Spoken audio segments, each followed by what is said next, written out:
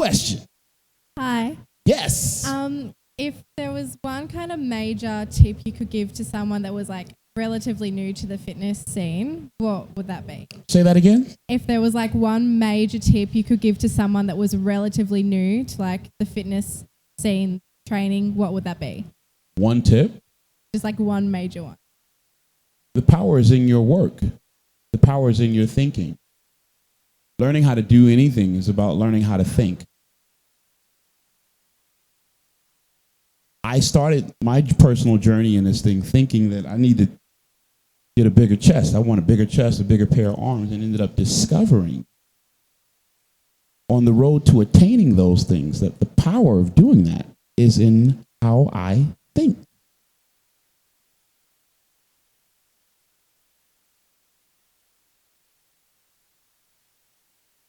Personal development is everything. That would be the one thing that I would. Next question. Hi, Kai. Hello. I'm just wondering, before you get on stage, like right before you get on stage, what is it that runs through your mind? And do you get nervous or do you get tense or excited? And how do you best control those emotions so you can present your best self on stage? Best thing I could tell you to do is do it. Do it. There's so many things somebody can probably, I don't really get nervous. Everyone's going to get nervous. Why? Because if it's important to you to do well, I want to do my best. I want not to have traveled this journey to get here and fall short of my larger personal expectations. I want to get out of my own way and not hold myself back. I want to succeed. So I focus on doing the work necessary to get it done. The question you ask is vague. Why? Because there's so many other variables that could come into play. You know, if I'd never been on stage before, then the enormity of the challenge that I may be putting on myself may be huge. But the truth is, 20 years ago, I used to go and stand in the train station and practice my pose in a pair of jockey drawers, Fruit of the Loom black drawers. Somebody else might have seen that and laughed. Is this guy serious? Oh my God, he's really doing this. This guy's an idiot. But what they don't understand is at that time, what you were doing was you were exercising the will to learn some skills that will help you later on in your life and career when you need them most, when you need to stand on them. For years, I would go to the club and dance, not feel good about what I was doing.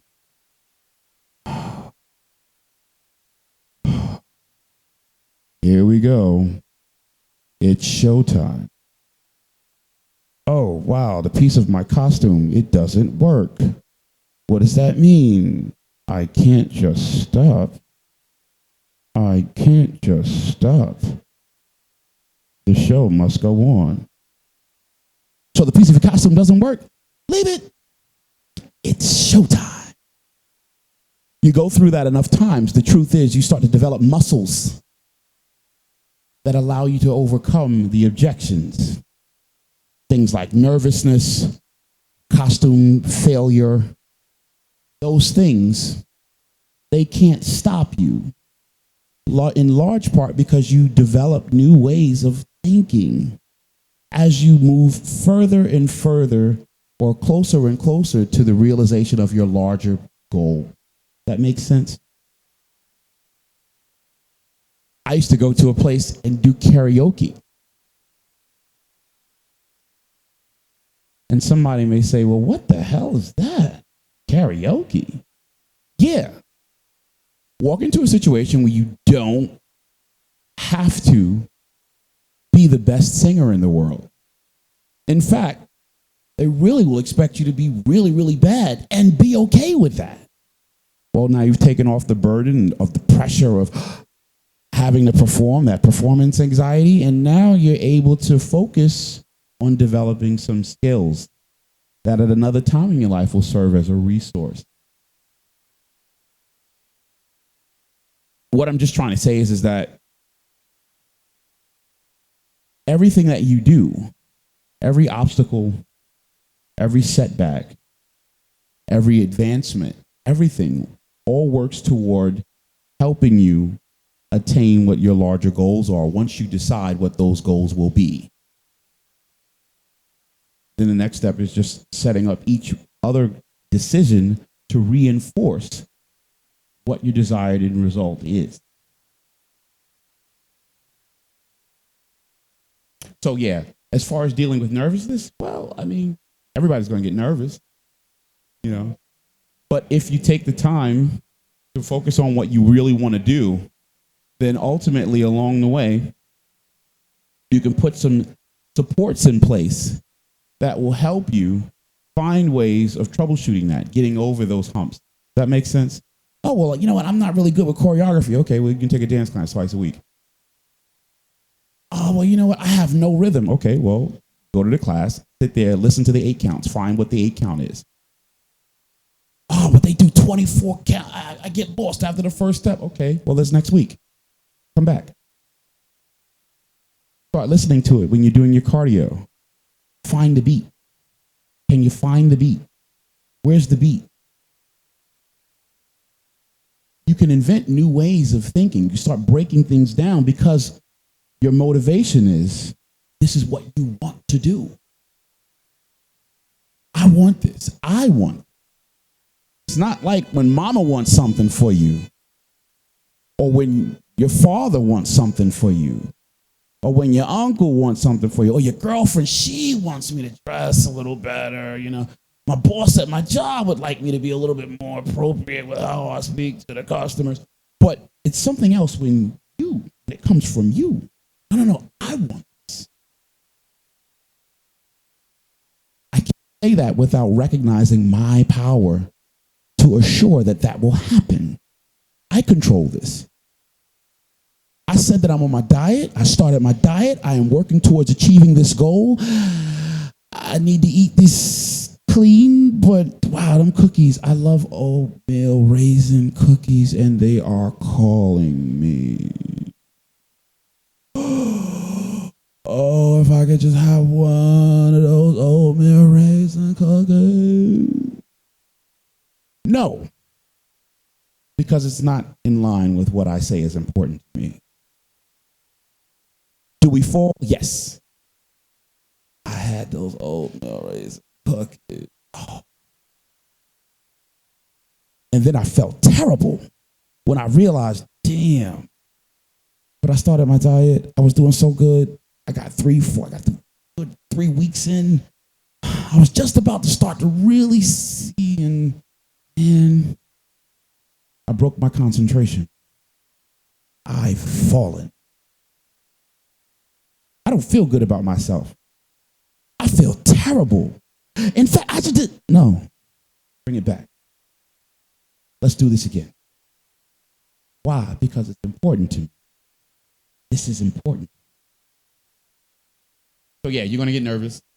Yeah, motivation is yours, you know. But because you want this, you'll find ways to overcome those objections.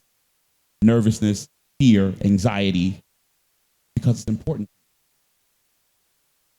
Because it's important to you. Next question. Guy. Yes, sir. Stop you. Oh. How would you change the culture in a gym? Wow. Change it from what to what? Like if you didn't have good culture in the gym, how would you change that for the better? Well, I think the culture and climate of the gym is a reflection of how management thinks. You know, what's important to management, you know. So if you're in a place, a space where maybe your ideas are not in line with the management and how that facility is being run, then you might need to go to another place where, you have more in common with the ideas of the management. And what if you own the gym? Mm-hmm. What does that mean? What's the question? So if you own a gym Mm-hmm. and the culture needs to get better, how would you do that if you were the owner of that gym? Where would you start? The truth is, because you really want to get it done, if it's really that important to you, you can really just start to break things down and find, where the problems are and look to address them accordingly. But right now, it's so vague, I really wouldn't know to speak specifically. I've seen a lot of people that, to run a gym and to train at the gym, present certain challenges all, on its own. In fact, I've known a lot of people that would own a gym, but try to do their training somewhere else just because their ability to concentrate or be left alone when they're actually on the gym floor without a member coming, hey, there's no toilet paper in the bathroom, or hey, look, this is broken, or hey, look, find yourself constantly, being distracted. Again, I think it just depends on what's important to the individual, and understand that because you want to, if it's really that important to you, you have to start troubleshooting and come up with ways to resolve it. But I just think that it's still very vague, but if you want to get it done, you can, how to go about doing that, I think really just becomes a matter of being able to focus on being clear about what you want to do. Well, I want to change the culture in my gym. What do I want to change? Why do I want to change it? Is it dirty? Is it lack of gym etiquette? Are the members just not paying on time? I don't know. It's so varied what the possibilities are that you're speaking about when you say that the culture or the climate of the gym is not good. But ultimately, I am saying that, because you want to get it done, you want to change it, that's the place to start. So if identifying what the problem is at that point, if the gym is dirty, well, we might need to have a cleaning crew come in here. We might need to fire the cleaning crew, If the people are spitting on the floor and we're talking about a lack of quality gym etiquette, well, maybe we need to start putting up signs. Maybe we need to start investing in ideas to teach the current membership, how to respect this place. Maybe we need to be putting up courtesy ideas on the wall, little reminders. Hey, listen, when you go to the bathroom, you need to do this. If you didn't know, now you do. Hey, here's something to aim for, not the floor. I mean, it's just, but because ultimately it's important to you to get this done, that's the place where it's going to start, and you can get it done from there. But I don't know exactly what the issues are that you're trying to address, but it can be done. That's, I think, something that's really important to focus on. That, I spent a lot of time questioning. Oh man, I really want to look like that. Wow, this guy is so incredibly muscular. Now imagine going back in time, age 9, 11, 12, and you're now this little boy, prepubescent, looking around at the muscle magazines and stuff and going, wow, this is amazing. If I could look like this, all of my problems would be over. Life would be so much more amazing if I looked like this. So I begin my journey. I'm going to build my chest and get a bigger pair of arms. You do this thing. Fast forward 26 years later, you're on the cover of Flex magazine.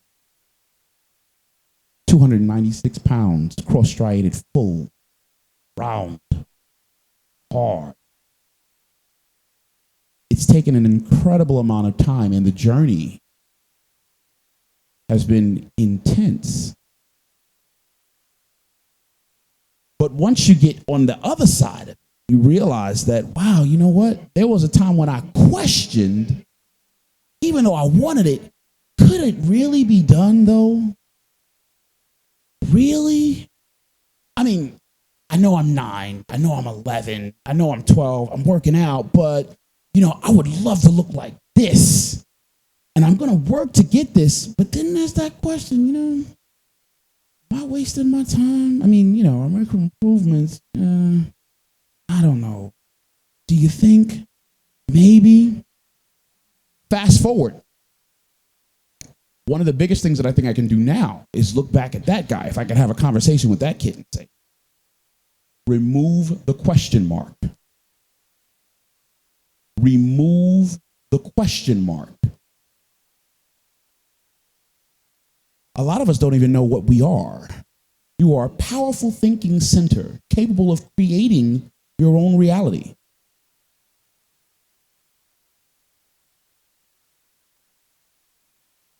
Powerful thinking center, capable of creating your own reality. Because if I decided to just go do crack and just live hellishly, irresponsibly, and become one of those people that are walking around, a walking dead corpse, just look at me, I look like disease, sickness, and death. Truth is, that's what my thoughts were. I did that to myself. I can do that. Or I can make other choices. Or I can make other choices. Oh, okay.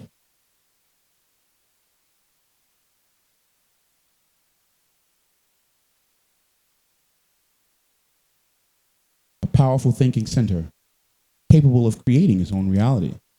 So if I'm walking around in this hell, addicted to chemicals, feeling terrible, I've created that reality. I can create another one. Okay. So it's my ability to decide. I can decide what I'm going to do with this. Okay. You mean I have the ability? Yeah, man. You decide what you're going to put in your mouth. You're going to put them cookies in your mouth, or you're going to turn around and follow eating clean. Reinforce those steps that ultimately lead to the place that you want to be. Oh, you mean I can decide? Yes. Okay. You mean it's my choice? Yeah, your choice. Oh, okay. We ain't say it's going to be easy, but it will be what you make it. And you control that by what you are willing to focus your thoughts on. Next question. Yes. Hello. Hello. Just to your left. Yes. Just a quick one. I understand how your physique and your life is a product of your thoughts. I would like to hear more about how you combat negative thoughts and how you actually work on your mind itself. I think it's a continuing process. Everybody has written something about, ways of asserting, powerful positive affirmation, auto programming. It's just, you can literally just download tons and tons of information, based on. But recently, I read a book by Lisa Nichols who talked about the power of positive self-talk, and using it. Very, very, very important. In her book, she talked about the importance of these muscles. She called them the muscles of character.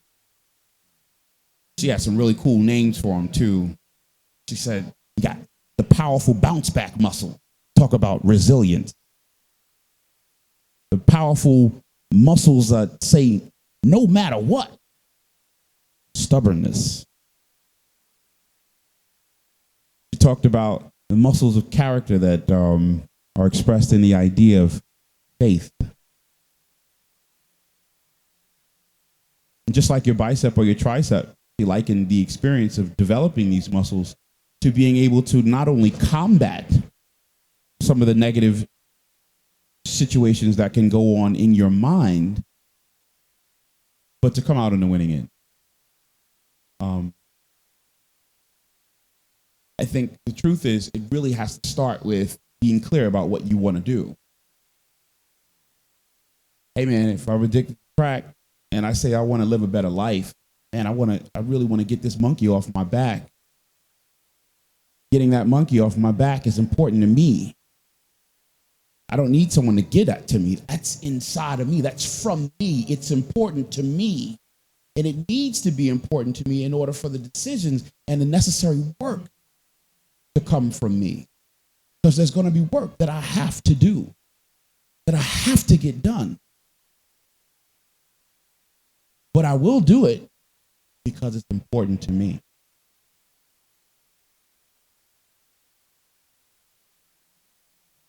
Yes. Hey Kai, just Hello. wondering, you won 2 weeks ago in Colombia. Oh, gotcha. Hey. You won 2 weeks ago in Colombia. You won last night here in Melbourne. What's next for you? What's the next year hold? Well, we're still working very hard. Right now, we're growing dynamic muscle. We have like a bunch of things to work towards with growing the company, reinforcing the infrastructure. It's funny because, 15 years ago, I could never say that I saw myself actually aiming to identify myself as a businessman. I used to think I'm just an athlete. That's all I want to do. That's my purpose. Interestingly enough, I ended up learning on the road to becoming a better athlete, I had to become a better man. And the road to becoming a better man has all to do with recognizing your personal responsibility. Whoa, got to grow up. Have to take action. And so if the situations that are existing are not favorable to you, then you have to man up. Maybe change the game altogether. Step out there and do the work. So anyway, to answer your question, we're working really hard with developing dynamic muscle. I'm very excited about that. I have a number of other projects that have now become that much more real. Training is now more fun, because I'm able to realize some of the other larger vision that have to do with being who I really want to be, because it's important to me to be. So yeah, interestingly enough, there's some things going on behind the scenes that you're trying to sort out, but I'm really, really excited about being able to come here to Australia and, succeed at winning, the Arnold Classic in Australia. A lot of times people will turn around once you do something and then, okay, so what's next? Like, whoa, hold on. I still got protein fresh on my hands. That's not dirt. Why is that important? Because along the journey towards achieving this accomplishment that now is looked at as past tense, man, there were times where if you looked at the snapshot, you would have questioned whether or not we would have made it at all. Stakes are high, pressure is intense. I had to pull from tools, skills that I'd learned 15 years ago. Didn't even understand why I needed to have them, but thank God we did. Real talk. Lessons that I'd learned at other times in my life that I couldn't even put my finger on as to why. What is the purpose of it? What am I supposed? Getting ready for the Arnold Classic, Australia, 2016. Things happen that I could not be prepared for. What do? Well, we know what the goal is. We respond accordingly, still focused on the goal. But now I have question marks. Now I'm afraid. Now my anxiety is off the charts. what if? What if we don't succeed? What if the company fails? What if we get up there and we, I can't sleep. I got to get up and do cardio. I got to train now. Did I train today? Yeah, you already trained 3 times today, but we got to train again. Why? Because this is important to me.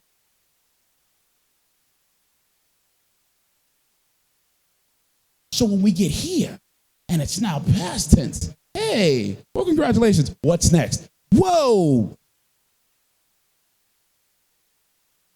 I got to settle in this for a minute because this is valuable. This is proof that the power is in the work. This is proof that you have to control your thinking. Why? Because even if it looked as abject and as problematic as it did 2 weeks ago, a week ago, six weeks ago, I don't know. Dude, this is a horrible sign. It's over. Oh my God. No, hold on. Relax. Bring it back. What are we looking to accomplish? What is the lesson to be learned here? How have we overcome these obstacles and challenges in the past? Get here. We did it. To my team, we did it. Those moments when we didn't think it could, wow, this is your career maybe. Dude, I don't know. Oh no, you're not gonna. There were people that were in your corner that were still behind your back going, whoa, dude, that's it, he's done. What? We did it. Wow. There's power in your thinking. There is power in your work ethic. There is power in it. There's a reward for it. This is proof. This moment. So now when you consider that and the reality with what you have done, think about what you can do. Yeah. Limitless possibility. That's where I'm. Yes, another question. Sir, ma'am, who?